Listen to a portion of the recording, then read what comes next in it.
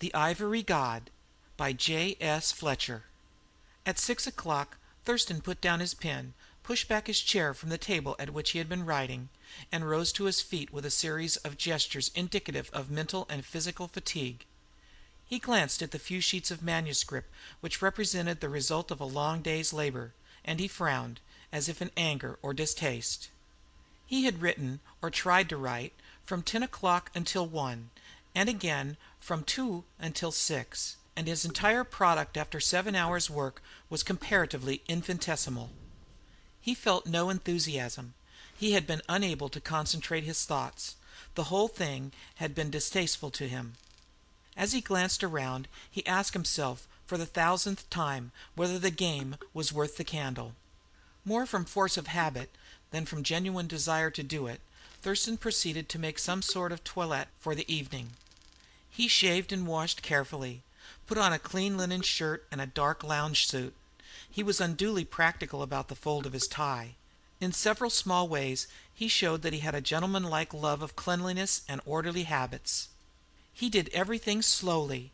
It would have been evident to anyone who might have had an opportunity of watching him that he had no engagement to keep. In point of fact, he had few friends with whom he could keep any engagement. He was, as he now never cared to remind himself, one of the very loneliest men living. For a while he had reminded himself of this pertinent truth somewhat often. Then he wearied of the thought and put it from him. The fact of the loneliness, however, remained. Thurston lived in 2 rooms at the top of a house which stood in a quiet street near the British Museum, a street of an aspect so grey and pathetic that you wondered at first sight of it whether laughter or children's voices were ever heard there. The 2 rooms opened one into another by means of a folding door. Thurston had furnished them himself when he first came to town. One room contained a camp bedstead, a chest of drawers, a dressing table, a washstand, a bath, and a hard-bottomed chair. The floor was stained and polished, and destitute of carpet, but there was a thick bearskin rug at the bedside. It was absolutely destitute of luxuries or of pictures, but it possessed a first-rate reading lamp attached to the wall at the head of the bed. The other room knew the luxury of books. Its walls were covered with them to half their height. The books related chiefly to philosophy, theology, history, metaphysics. There was little that was light, but a table was strewn with the reviews of several countries, all purchased second hand and a month old. A desk, littered with papers, stood near the window. An armchair was placed near the hearth. 2 other chairs, of an easyish sort, occurred sometimes here, sometimes there. A small table, big enough for one person to eat at, was in the middle of the room, which, unlike the sleeping chamber, was softly carpeted and luxuriant in thick rugs. It also possessed some luxuries in the way of pictures, but these, to the English eye of ordinary knowledge, were of a strange taste, being Japanese. One skilled in such matters might have told you that they were all by the most celebrated Japanese artists. Even then you would have felt some uneasiness at the prospect of being continually shut up in a room whose decorations were so purely Eastern. In these 2 rooms Thurston had spent 5 years, every day corresponding to another day. He prepared his breakfast when he wished for it. He read or wrote when he desired to do so. He lunched and dined out. He spent his evenings reading or thinking or dreaming. It was a strange life altogether, but it was his. But then, the few people who knew Thurston said he was a strange man, a man who spoke little, laughed never, smiled seldom, and who was quite young in spite of everything. In point of fact, he was 27 years old. At 22 he had left Oxford with some reputation as a scholar and a mystic, and had come to town with the set purpose of following a literary career. Whether he had any ambitions at that time is a debatable question. It is quite certain that at 27 none of them had been carried out. He had a little money of his own, sufficient to pay his rent, his housekeeping expenses, his tailor's bills, and so on, and there was, therefore, no need to keep his nose to the grindstone. But he had made no name. He sometimes exhibited a rather heavy, rather pedantic, rather wearisome sort of article to one or the other of the leading reviews, the sort of article which is spoken of with great respect by the critics and read by only a few experts, but to the general public he was as unknown as an unborn babe. The people who had any dealings with him said he was unsociable. He had no conversation. If by any chance he was induced to lunch or dine with you, his sole notion seemed to be to get away as quickly as possible. It was evident that he was one of those men who liked to be alone. There were times, however, when Thurston felt his loneliness, and one of them was hanging heavily about him on this particular evening. He had found it difficult to write during the day, and more than once he had caught himself wishing that a friend would come by to break the solitude. But he would have been hard put to it to say where such a friend was to be found. He never encouraged anyone to visit him at his rooms. One or two men, old college acquaintances, had tracked him down and called upon him, but quickly discovered that they were not wanted. It was not that Thurston wished to be rude. It was simply that a certain shyness and loneliness ran in his blood and his temperament, and made him incapable of entertaining his fellow creatures. He was essentially an anchorite, and yet there were times when his flesh called for something which it would have found it hard to define in words. As Thurston drew on his overcoat, a light tap came at his door. He went across and opened it, not without some feeling of surprise that anyone should be there. In the faint light at the top of the landing he saw a man whom he did not recognize, a tall, sloping-shouldered man, whose back was somewhat bowed, whose knees bent in, a man who made a succession of angles in his clothes. Thurston could see that he was shabbily attired, that his hair was long, greasy, and unclean. He had a vague notion that an unwashed atmosphere hung heavily all around and about his visitor. He held the door half open, staring at the man. The man blinked at him. "Mr. Thurston?" he said inquiringly. "Well?" replied Thurston. The man sighed heavily.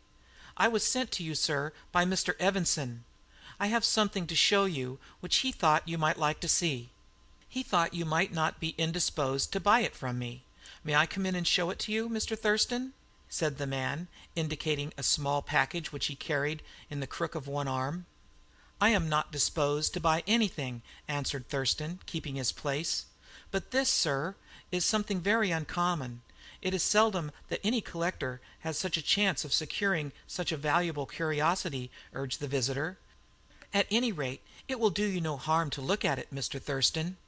"Well," said Thurston, impassively and hesitatingly, "you may bring it in, then, but I really don't want to see it, and I shan't buy it, whatever it may be." He turned away and made preparations for lighting a lamp. The man with the parcel lingered at the threshold until the lamp had been placed on the center table, and the apartment was bathed in clear, powerful light. "Now then," said Thurston, still impassive as ever, "come forward. Let me see what it is. Mr. Evans has no business to send you to me. I'm merely an acquaintance of his, and I'm certainly not a collector. What is it you have to show me?" The untidy, unwashed person took small notice of this impatient outburst. He advanced to the table, placed the parcel near the lamp, and proceeded to divest it of its wrappings. He kept himself between Thurston and the parcel while this was going on, and he did not speak until suddenly he turned round and said with a note of pride and triumph in his voice, "There, Mr. Thurston, look at that!" Thurston, during the unfolding of the parcel, had fallen into a sort of daydream. He came out of it with a start, and looked at the object which his visitor had placed on the table in the full light of the lamp. A sudden gleam came into his rather dull eyes. A sudden exclamation burst from his lips. "Ah!" he said. The man smiled and rubbed his hands. He chuckled. "I thought that would move you, Mr. Thurston," he said. "It's a beauty, isn't it?" Thurston made no answer to this. He advanced to the table and stood at its edge, contemplating the thing which his visitor had been so anxious to exhibit. He found himself staring at an ivory statue of the god Ganesha, and wondering at the exquisite beauty of the workmanship, the subtle tints of the ivory, the atmosphere of the mystic East which its mere dumb presence suggested and conveyed. It was not a thing of any great size. Its height was some 10 inches, its breadth 6. A cigar box would have held it. and to Thurston, steeped to the lips in the odor and color of the Orient, it represented a world of art and of dreams. He stared at the god. The god stared at him out of a pair of amethyst eyes, cunningly set in the creamy white of the ivory. A strange intoxication stole into Thurston's soul. He heard himself presently talking in a set fashion, calmly, methodically, as though he were in a shop, buying something. He heard his visitor's replies. "You want to sell this?" "Yes, sir, I want to sell it. And I'll tell you how I came by it, too, Mr. Thurston. All's above board, and Mr. Evans knows me well. He knew me before I fell on hard times. It's this way, sir. My father was in the army at the time of the mutiny, and he saw a good deal of fighting out in India, Delhi, and Lucknow, and elsewhere. And he brought home a good many curiosities, and that image amongst them. It's the image of some Hindu god, so I'm told, and of course anybody can see the workmanship is excellent. My father gave it to me on his deathbed, and charged me never to part with it, because there's some legend about its bringing luck with it. But it's brought me no luck," continued Thurston's visitor, with a dismal laugh. "I've been down on my luck for some time. However, it will bring luck if you're agreeable to buy it, sir, and perhaps that's where the luck comes in." "Well, sir, I of course don't know anything about these matters. I was recommended to take the carving to Mr. Evanson," said the man, "and he advised me to see you. I should be quite satisfied to take what he said he thought it was worth." "What was that?" said Thurston. £20, sir." The man uttered these words with some anxiety, and his eyes fastened themselves on Thurston's face, as if to watch the effect. Thurston, however, was still fascinated by the ivory god, and neither eyes nor lips betrayed anything. He remained silent for some moments. At last he started, as from a reverie. "I am quite prepared to accept Mr. Evanson's estimate of the carving's value," he said. "I will give you £20 for it." The man bowed his untidy head, and sighed deeply. It was evident that the prospect of immediate possession of £20 was very grateful to him. "Thank you, sir," he said. Thurston went over to his desk, unlocked a cash drawer, and produced a cash box, which, on examination, proved to contain £22 notes and gold. He counted out 20 to his visitor, put £2 in his own pocket, restored the depleted cash box to its drawer and locked it up again, and then, asking the vendor his name and address, wrote out a formal receipt. 5 minutes later the unkempt person was descending the stairs, happy in the possession of a small fortune, and Thurston was left alone with the ivory god. The clanging of the street door, far below, plunged the house into a weird silence. In its midst Thurston sighed deeply. There was a strange feeling within him that he had suddenly come into possession of something which he had been wanting all his life. It was akin to the feeling of the lover to whom the much desired object of affection is at last given. When the stranger first unwrapped the ivory god and revealed its strange charms to his eyes, Thurston became aware of a sense of satisfaction. This sense was now increasing to a point of something like delight. He drew in his nether lip, and began to utter a soft, sibilant sound, not unlike the purring of a cat. Not for many years had he experienced such a keen feeling of pleasure as that which now filled him. He began looking about him for a suitable place wherein to enshrine his new acquisition. He glanced at the chimney piece, already ornamented profusely with carvings from China, Japan, and India, with stones and vases from Peru, and he turned away dissatisfied. The ivory god, he said to himself, must have a better setting than the chimney piece offered. He wanted to have it near him while he wrote. There was something in the lines, in the dull white of the ivory, in the subtle purple tints of the amethyst eyes, which bade fair to soothe and to fascinate. He wanted to have the ivory god upon his desk. Looking about the room, he caught sight of the little triptych which he had bought years ago in Venice, admiring it more for the fineness of its wood and the carving than for the elementary art of the figure of Christ which was placed in the center niche. Its dark wood, he thought, would make an admirable setting for the pallid tint of the ivory, and without hesitation he took it down from the wall, wrenched away the crucifix from the middle compartment, and installed the figure of the Hindu god in its place. Then he placed the triptych on the ledge above his desk, and stood back from it, admiring the bizarre effect. The amethyst eyes of the ivory god seemed to smile into his own. Thurston tore himself away from his treasure at last and went out to dine. He walked through the gloom of the badly lighted London streets until he came to the quiet restaurant wherein a certain corner table had come to be almost sacred to him. He ate and drank mechanically and sparingly. A small quantity of plainly cooked food satisfied him at all times. He drank no wine, or spirits, or ale. After dinner he smoked a cigarette, to the accompaniment of a cup of coffee, and glanced over his evening newspaper, handed to him by a waiter who knew him for an old and regular customer. Altogether he spent an hour at the restaurant, and on this particular evening there was an itching desire within him all the time to get back to his rooms. He wanted to examine the ivory god again, to look at it, to wonder about it. It was with a feeling of relief and of anticipation of coming pleasure that he finally paid his bill and went quickly away. Thurston shut himself into his room with a great sense of satisfaction. He was alone in the midst of 5 millions of people, alone with the only things for which he cared, his books and his curiosities. Other men might dine and wine, go to theatres, balls, social functions. He cared for none of these things. He knew joys which were far deeper, far better worth having, and he could command their presence whenever he pleased to do so.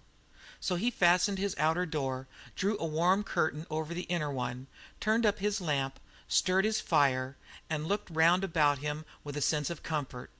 He saw the ivory god shining in the triptych above his desk. He caught the gleam of its amethyst eyes, and he was once more aware of the feeling that it in some strange way rounded off his life. He was glad to have it, and to see it there, sitting above his altar like a presiding deity.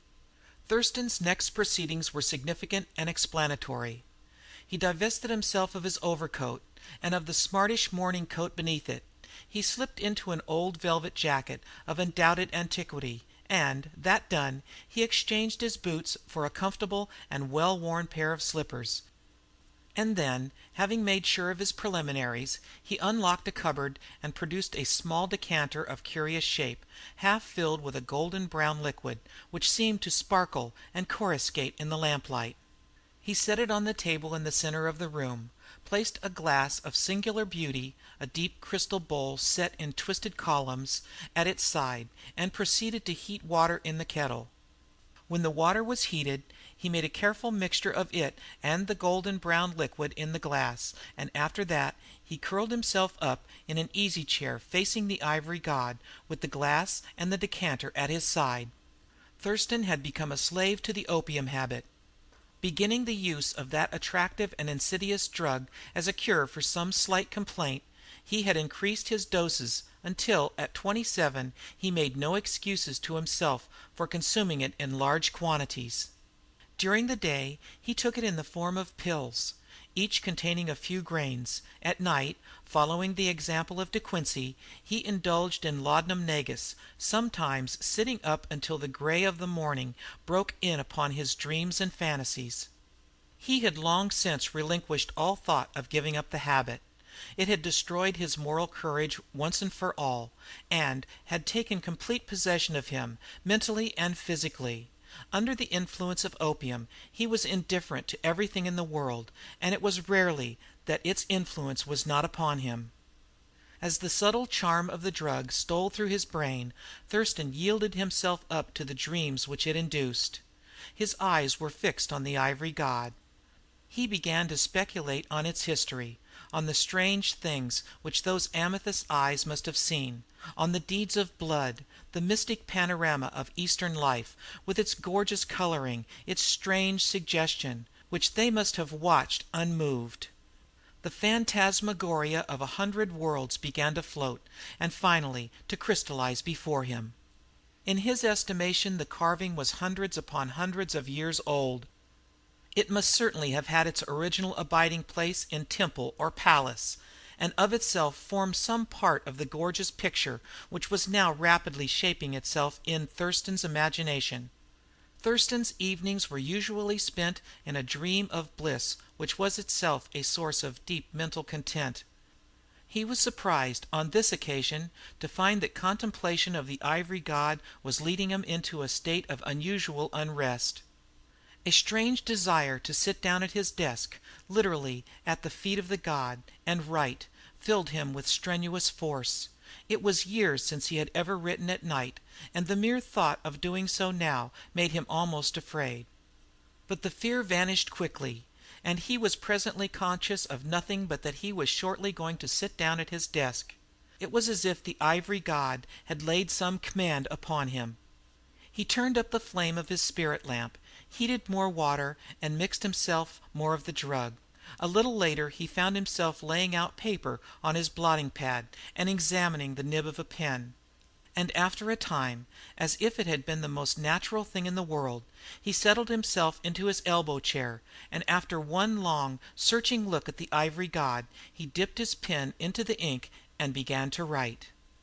This is the story of the loves and hates of men and women that have long been dust, the story of a day when the red earth was young, and the gods sat steadfast in their places, the story of a time and times, and behold, it has never been told to human ear till now.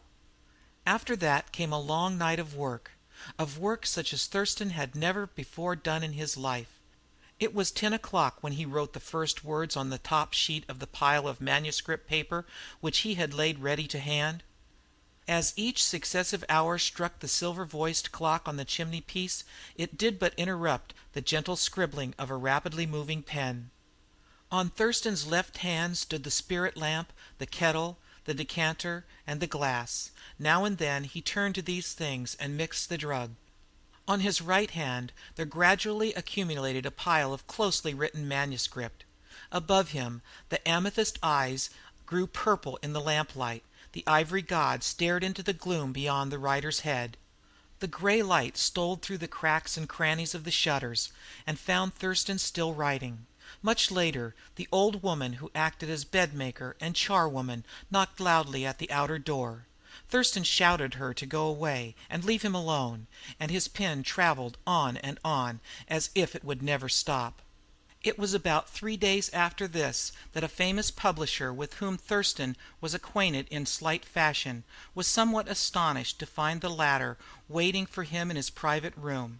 He stared at Thurston curiously, noting with the keen eye of a practical man of the world that his visitor wore a strange expression and seemed to be wrapped in an atmosphere of mystery. He was shaved and washed and wore his best garments. But there was a strange pallor on his face, a strange light in his eyes, and his voice was as unnaturally steady as the cold, almost lifeless hand which he placed in the publisher's palm. The publisher, who had never been able to understand Thurston's strangeness of manner, reverted to an earlier suspicion, and wondered if his visitor had been drinking. But he failed to perceive either twitch or tremor in face or hand, and his visitor's voice was even and firm to the verge of monotony. "Some time ago," said Thurston, "you were good enough to suggest to me that I should write a romance of Eastern life. It seemed to you that I possessed the necessary knowledge of the East to attempt such a book." "Quite so," said the other. "I don't know any man better fitted. You've been working in that direction all your life, haven't you? In fact, it's been a wonder to me that you never thought of the thing yourself." Thurston produced a parcel of manuscript. "I have here," he said, "a considerable portion of such a work. There is much I might say to you about it, but at present I prefer not to say anything. Yes, it is not an ordinary work, and I should like some assurance from you that it shall be read for you by some one competent to judge of its merits." "I'll give it to Flintford to read," said the publisher. "How does his name strike you? He's about the best man I can think of." "I am quite prepared to accept Mr. Flintford's judgment," replied Thurston.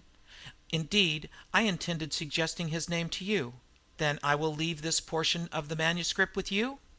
"Do," answered the publisher, "and I'll send it on to Flintford by special messenger at once, and ask him to read it. About the rest of the book, now."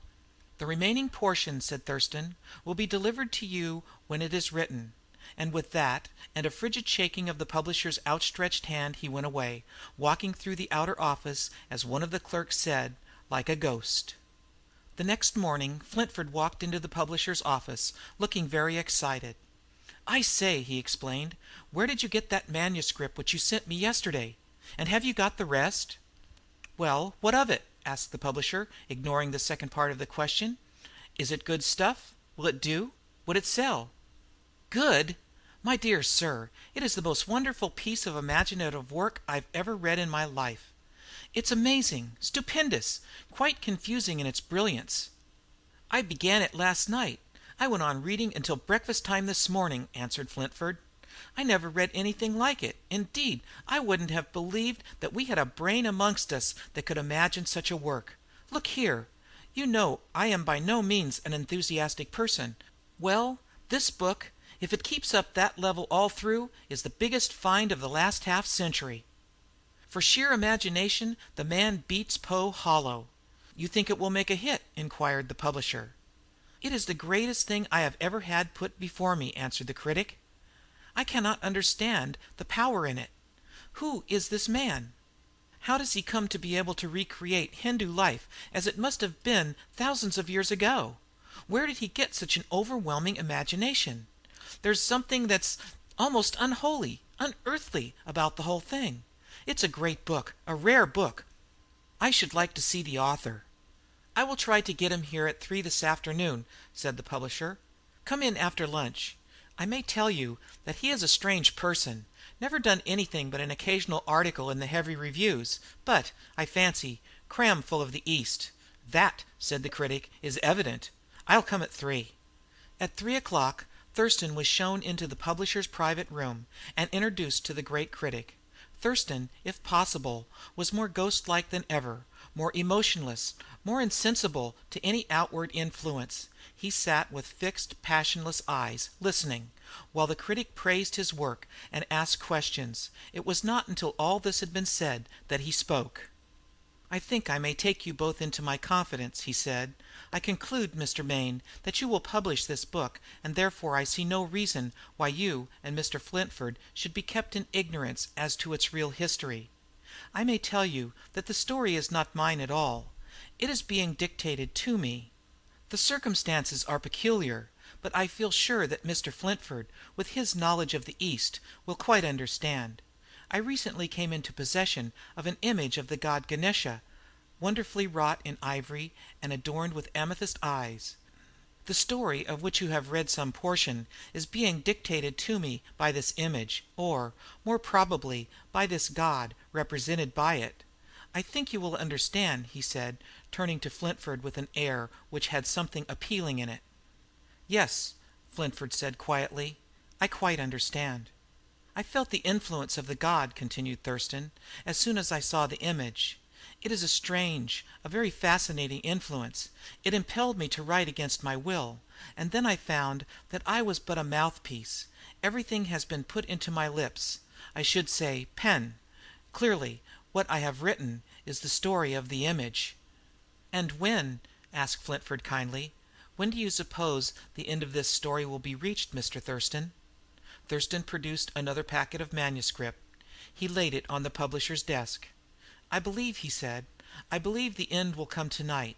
If," here he glanced from one face to the other, "if you would like to see the ivory statue, and could call tomorrow morning about noon, I will show it to you. It is certain that it possesses a strange influence." When Thurston had gone away, the two men looked at each other. "Mad as a hatter," said the publisher. The critic shook his head. "It seems strange," he said, "but really, I don't think so. Does he drink?" "I used to think he did," replied the publisher. "He has done work for me now and then, and he sometimes came here with all the symptoms of intoxication upon him, and yet he was always clear headed and capable, if incoherent of speech. What I don't understand just now is the frightful deliberation with which he speaks, the sort of unearthly coldness and composure of his manner. But, I say, to tell us that the book is being dictated to him by an ivory statue, surely that is evidence of insanity." "Oh, but then genius and insanity are closely allied," said Flintford. "Well, let us call upon him tomorrow. In the meantime, I'll take the manuscript he left with you. I expect it will cost me another sleepless night. You can't get away from it when once you've begun. It's a live thing, Mayne." "Come round about noon tomorrow," said Mayne. It was 12:30 the next day when they climbed the stairs to Thurston's rooms. They knocked for some time at the outer door and evoked no answer. Then Flintford climbed another flight of stairs and discovered the bedmaker woman, who resided nearer the sky, and appeared from a feast wherein onions played a principal part. "Mr. Thurston, sir? And indeed I 'aven't set eyes on 'im this morning, sir, which 'is conduct have of late been extraor'nary, me not being able to make no beds nor nothink," she said. "A literary gent, sir, which for long experience is very trying to anybody to deal with. You might knock again, sir, and if he doesn't answer, why, I must open the door with my key and see if the poor gentleman isn't well, for never a word did he give me at 10 o'clock." When the door was opened at last, they found Thurston quite dead. His arms were crossed over the final page of his manuscript. His head was bowed upon them, as if, tired out with his long spell of labor, he had laid down there and gone to sleep. Above him, the ivory god looked out of its amethyst eyes into the shadowy corner of the silent room. End of The Ivory God, by J.S. Fletcher.